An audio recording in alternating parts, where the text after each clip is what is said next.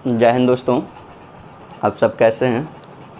उम्मीद है कि आप सब अच्छे होंगे और अपनी पढ़ाई और अपने काम में ध्यान दे रहे होंगे। पिछले अंक में हमने आपको बताया कि करंट अफेयर्स कैसे पढ़े जाते हैं। उससे पहले हमने जीएस के भी कुछ वीडियोज़ आपको दिए और मैथ के भी कुछ वीडियोज़ दिए। आज इस अंक में हम लोग मैथमेटिक्स का अध्ययन करते हैं और मैथ के क्रम में आपने नंबर सिस्टम पढ़ लिया था और भिन्न भी पढ़ लिया था। अब आज हम लोग उसी क्रम में आगे बढ़ेंगे एलसीएम और एचसीएफ की ओर, लघुत्तम समाप्त वर्ग और महत्तम समाप्त वर्ग की तरफ। तो आइए देखते हैं। थोड़ा सा पहले समझ लेते हैं लासा और मासा को।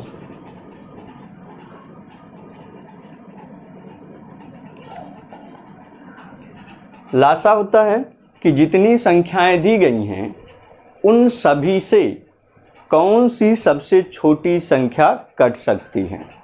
जितनी संख्याएं दी हुई हैं उन सभी से कौन सी सबसे छोटी संख्या काटी जा सकती है। जैसे 8, 6, 12। अब इनका लासा क्या होगा? इसका मतलब है ये बताना है कि ऐसी सबसे छोटी संख्या बताओ जो 12 से भी कट जाए, जो 6 से भी कट जाए, जो 8 से भी कट जाए। जो 12 से कट जाए, जो 6 से कट जाए, जो 8 से कट जाए, वो संख्या आपको बतानी है। तो वो होगा लासा। कैसे निकालते हैं इसको? तो इस तरह गुणनखंड करके इनको निकाल देते हैं। तो 2 से इसको काटते हैं तो 2 चौके 8, 2 तिहाई 6, 2 छक 12। एक बार और 2 से लेंगे तो 2 दूनी 4, 3 ऐसे रह जाएगा, 2 तिहाई 6। एक बार और 2 से काट देते हैं तो 2 एक कम 2, 3 और 3 बचेगा। अंतिम में 3 से काट देते हैं, कट गया। अब 3 दूनी 6, 6 दूनी 12, 12 दूनी 24। ये सबसे छोटी संख्या है 24, जो 12 से भी कटेगा, जो 6 से भी कटेगा, जो 8 से भी कटेगा। और कोई छोटी संख्या हो सकती है 24 से पहले? नहीं हो सकती। इसी को लासा कहते हैं। मतलब जो संख्याएं दी हुई हैं उन सबसे छोटी संख्या कौन सी कटती है, उसी को हम लासा कहते हैं। लासा हम निकालेंगे इस तरह से गुणनखंड करके। कुछ और सवाल देख लेते हैं इसी पे आधारित।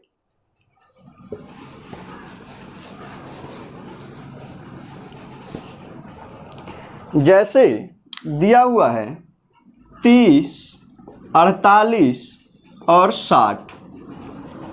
इनसे कौन सी सबसे छोटी संख्या कटेगी? मतलब इनका लासा क्या होगा? तो लासा निकाल देते हैं इनका। 2 से काट दीजिए तो ये हो गया 15। 2 से काट दीजिए तो 2 दूनी 4, 2 चौका 8, 2 से काट दीजिए 2 तिहाई 6। फिर अब 2 से नहीं 3 से काट लीजिए तो 3 पचे 15, 3 8 24, 3 दहाई 30। एक बार 5 से काट दीजिए, 5 एक कम 5, 8 ऐसे रह जाएगा, 5 दूनी 10। 2 से काट दीजिए तो 2 चौके 8, यहाँ 1 बचेगा और 4 से काट देंगे, 4 एक कम 4। इस तरह ये कट जाएगा।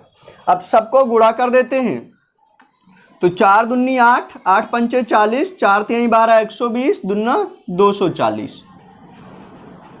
ये आ जाएगा, ये इसका लासा हो जाएगा। तो लासा इस तरह से हमको निकालना है। और लासा का मतलब होता है कि जो संख्याएं दी हुई हैं उन सारे संख्याओं से कौन सी सबसे छोटी संख्या कट सकती है। ठीक है। अब आगे इस पे कुछ प्रश्न हम लोग देखते हैं जो विभिन्न परीक्षाओं में पूछे गए हैं, फिर हम लोग मासा की ओर आएंगे। तो ये हमारा प्रश्न है। इससे पहले आपने पूर्ण अंकों के निकाले। अब बात करते हैं कि अगर कोई अंक दशमलव में दिए हुए हैं, कोई संख्याएं दशमलव में दिए हुए हैं, तो उनका लासा कैसे ज्ञात करते हैं। तो यहाँ पे आप 2 तरीका अपना सकते हैं इनको ज्ञात करने के लिए। पहला तरीका ये है कि इनको भिन्न बना लीजिए और दूसरा तरीका ये है कि आप उनको देखिए कि जो दशमलव लगा है वो अधिकतम कितने अंकों पर लगा है। अधिकतम तो इसमें तो 1 अंक पर लगा है, इसमें 2 अंक पर लगा है, इसमें 1 अंक पर लगा है। तो अधिकतम 2 अंकों पर यहां पर लगा है। अधिकतम 2 अंकों पर लगा है, इसलिए सबको 100 से गुणा कर दो। क्या करो? गुणा कर दो। जितने अंकों पर लगा, अगर 3 अंकों पे लगता तो 3 जीरो वाले यानी कि 1000 से गुणा कर देते, 4 अंकों पे लगता तो 10,000 से गुणा कर देते। ठीक है, तो 2 अंकों पे लगा है तो 100 से गुणा कर देते हैं। 100 से इसको गुणा कर देते हैं तो ये हो जाएगा 360। 100 से इसको गुणा कर देते हैं तो ये हो जाएगा 72। 100 से इसको गुणा कर देते हैं तो ये हो जाएगा 240। इतना हो जाएगा। अब इसका हमें ज्ञात करना है लासा, वो हम ज्ञात कर देंगे। तो लासा कैसे ज्ञात करते थे? ज्ञात करते हैं इसको, तो इससे आप चाहो तो 2 से काट सकते हो, 3 से, 4 से, किसी से भी काट सकते हो जिससे आप काटना चाहो। तो 2 से काटते हैं तो ये हो जाएगा 18 दूना 36। 2 से काटते हैं तो 36 दूना 72। 2 से काटते हैं तो 12 दूना 24। एक बार और 2 से काट दीजिए तो 2 नवा 18, 90 हो जाएगा। 18 दूना 36 और 6 दूनी 12। आप चाहे और 2 से काट दीजिए तो 2 से काटेंगे तो 45 दूना 90, 2 नवा 18 और 30 दूना 60। अब 2 से नहीं कटेगा, अब आप इनको 3 से काट सकते हैं। तो 3 से काटेंगे, 15 तियां 45, 3 त्रिका 9, 3 दहाइन 30। फिर 3 से काट दीजिए तो 3 पचे 15, 3 एकम 3 और 10 ऐसे उतर जाएगा। 5 से काट दीजिए, 5 एकम 5, 5 दूनी 10 और 2 से काट दीजिए तो 1, पूरी तरह कट जाएगा। अब आप इनको गुणा करेंगे तो 2 पंचे 10, 10 तिहाई 30, 30 तिहाई 90, 9 दूनी 18, 18 दूना 36, 36 दूना 72, 720। आप गुणा अपने तरीके से इनको कर लेंगे। अब आपका लासा आ गया 720। और अब ध्यान दीजिए कि आपने गुणा किससे किया था? 100 से। इस तरह बनाने के लिए 100 से गुणा किया था, उसी से भाग कर दीजिए। जिससे आप गुणा करेंगे अंतिम में उसी से आप भाग कर दीजिए। तो भाग कर देंगे 100 से तो 02 है, 2 अंक पे दशमलव लग जाएगा, यानी 7.20 या 7.2, ये इसका लासा हो जाएगा। तो दशमलव वाले प्रश्नों को आपको इसी तरह से हल करना है। पहले जितने अंक पे लगा है गुणा कर दो, पूरा अंक बन गया, दशमलव हट गया। अब निकालने के बाद जिससे गुणा किए थे उसी से भाग कर देंगे। अगले प्रश्न की ओर हम लोग बढ़ते हैं। तो इससे पहले आपने पूर्ण अंकों को देखा, दशमलव वाले का निकालना देखा। अब देखते हैं कि अगर घात दिए हुए हैं तो उनके एलसीएम कैसे निकाले जाएंगे। अगर घातांक वाली संख्याएं दी हैं तो उनका कैसे निकाला जाएगा। सवाल दिया है 7 के पावर 10, 7 के पावर 9, 7 के पावर 11, 7 के पावर 8 और 7 के पावर 10। इनका एलसीएम क्या होगा? तो एलसीएम मतलब बड़ी वाली संख्या। एलसीएम मतलब बड़ी वाली संख्या। जब उनके आधार समान होंगे, यानी नीचे वाली संख्याएं समान होंगी, नीचे वाले अंक समान होंगे, तब आप ऊपर की ओर फोकस करो और जो सबसे बड़ा घात हो, घातों में जो सबसे बड़ा घात हो वही आपका मासा हो जाएगा, लासा हो जाएगा। तो यहां पर हम देख रहे हैं कि 7 सबका समान है और सबसे बड़ा है 11, इसलिए ये जो है 7 के पावर 11 यही इनका एलसीएम हो जाएगा। कोई भी संख्या दी होगी, आपको देखना है सबसे बड़ा घात किसका है, अगर आधार समान होगा तो। उसी तरह यहां पर देखते हैं दशमलव, यहां पे देखेंगे जो निगेटिव है, 10 के पावर -20, 10 के पावर -15, 10 के पावर -18, 10 के पावर -2 और 10 के पावर -8। इनका लासा क्या होगा? तो फिर वही बात कि जब माइनस आ जा रहा है तो हम देखेंगे कि सबसे छोटा कौन सा घात होगा। भाई जब धनात्मक था तो हमने लिया सबसे बड़ा घात, तो 11 था, हो गया। अब ऋणात्मक है तो ऋण वाली संख्याएं जो सबसे छोटा दिखाई देता है वही सबसे बड़ा होता है। तो यहाँ पे सबसे बड़ा क्या है? 10 के पावर -2। तो 10 के पावर -2 ये इनका एलसीएम हो जाएगा। तो इस तरह से हम घात वालों का निकाल लेंगे और आपने दशमलव वालों का भी ध्यान दे दिया है। अब आगे हम लोग भिन्न वाले संख्याओं का अध्ययन करेंगे। तो भिन्नों को समझने से पहले, भिन्न का लासा या मासा ज्ञात करने से पहले लासा हम लोगों ने अच्छी तरह समझ लिया है। अब कुछ प्रश्न मासा को लगा लेते हैं, क्योंकि भिन्न वाले प्रश्नों में लासा और मासा दोनों का संयुक्त लगाना होता है। तो आइए देखते हैं मासा क्या होता है। मासा होता है कि जितनी संख्याएं दी हुई हैं उन सबको किससे काटा जा सकता है, उन सबको किससे काटा जा सकता है। जैसे मान लीजिए दिया हुआ है 8 और 10।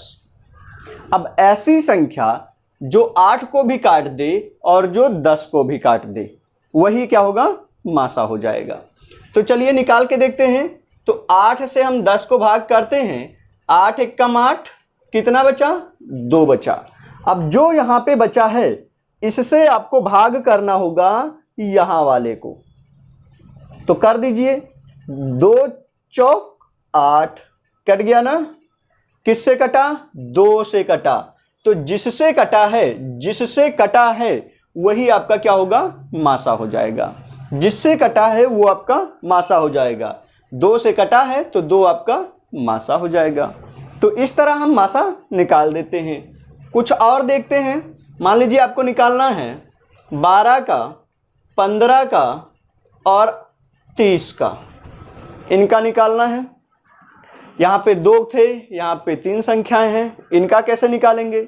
तो फिर वही तरीका अपनाइए, छोटे वाले से बड़े वाले को भाग करना है, छोटे वाले से भाग करना है बड़े वाले को। तो 12 एकम 12 बचा 3 और फिर भाग करेंगे यहाँ पे, तो 3 चौक 12, कट गया ना। किससे कटा, 3 से कटा। इसका मतलब है कि इन दोनों का मासा कितना आ गया, 3। अब इन दोनों का जितना मासा आएगा, शुरुआत के 2 संख्याओं का जितना मासा आएगा, अगर उसी से अंतिम वाले को भाग कर दो, शुरुआत के दोनों का जितना मासा आएगा उसी से अंतिम वाले को भाग करो। अगर कट जाता है तो वही मासा सही रहेगा। तो 3 से जब हम भाग करते हैं 30 को, तो आराम से कट जाएगा, 3 दहाई 30 है ना। यानी इन सब का मासा क्या हो जाएगा, 3 हो जाएगा। तो इस तरह से चाहे 3 संख्याएं हो, 4 हो, सबका हम इसी तरह निकालते हैं। सबसे पहले 2 का निकालेंगे, जितना मासा आएगा उससे तीसरे को भाग करते जाएंगे, जितना आएगा चौथे को भाग करते जाएंगे, जो मिलेगा वही हमारा मासा हो जाएगा। आगे हम लोग कुछ प्रश्नों को देखते हैं जो परीक्षाओं में पूछे जाते हैं। अब इस प्रश्न को देखते हैं। 24, 56 और 96 का मासा ज्ञात करना है। वही पुराना तरीका आप अपनाइए। 24 से भाग कर दीजिए 56 को, तो 24 दूना 48 हो जाएगा। कितना बचेगा, 16 में 8, 8 बचेगा। इस 8 से भाग फिर किसको किया जाता है, जो भाजक था 24 को। कितनी बार, 8 त्रिक 24, कट गया। किससे कटा है, 8 से। तो इन दोनों का मासा कितना आ गया, 8 आ गया।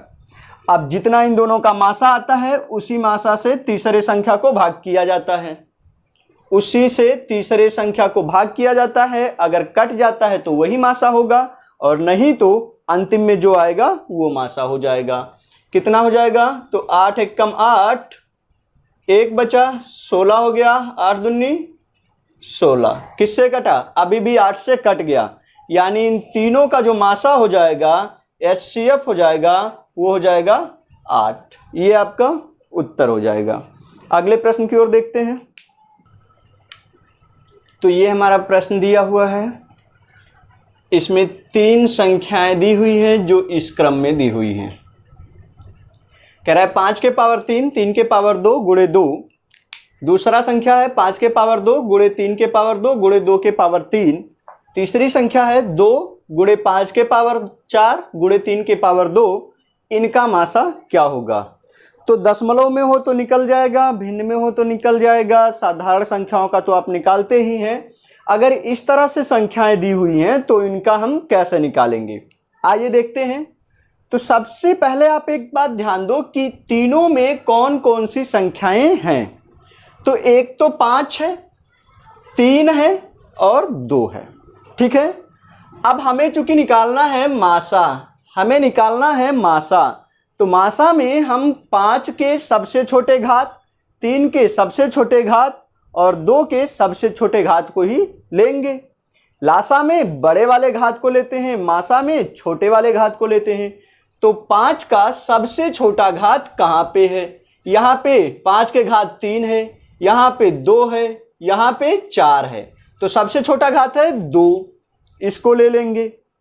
3 का सबसे छोटा घात क्या होगा? यहाँ पे 3 के पावर 2, यहाँ भी 3 के पावर 2, यहाँ भी 3 के पावर 2, तो ये हो जाएगा 3 के पावर 2। अब 2 का सबसे छोटा घात कहाँ है? तो 2 यहाँ पर केवल 1 बार है, यहाँ पे 3 बार है और यहाँ भी 1 बार है, तो सबसे छोटा है 1। अब 5 के घात 2 यानी 5 25, 3 के घात 2 यानी 3 त्रिका 9 और 2 के घात 1 का मतलब 2। चिन्ह कौन से लगे हैं सब में? गुणे का। तो सब में हम गुणे का चिन्ह लगा देंगे। कितना हो जाएगा? 25 9 या 225 और गुणे 2 करेंगे तो 450। ये आपका मासा हो जाएगा। तो इस तरह के प्रश्नों को आपको इसी तरह से हल करना है। सबसे पहले आप देखेंगे कि कौन कौन से अंक या संख्याएं दी गई हैं, सब में नोट कर लो। सबसे छोटा घात नोट कर दो, उन्हीं को गुणा कर डालो, आपका मासा हो जाएगा। बाकी जो एडवांस प्रश्न हैं वो हम लोग अगले वीडियोज में मिलेंगे। तब तक के लिए जय हिंद। और एक बात कि अगर आपको हमारे वीडियोज अच्छे लगते हैं, हमारे टीम के वीडियोज अच्छे लगते हैं, तो आप इसे अपने दोस्तों के साथ शेयर भी करिए, सब्सक्राइब करिए, बेल आइकन दबाइए और लगातार हमसे जुड़े रहिए ताकि आपकी एक अच्छी तैयारी हो सके।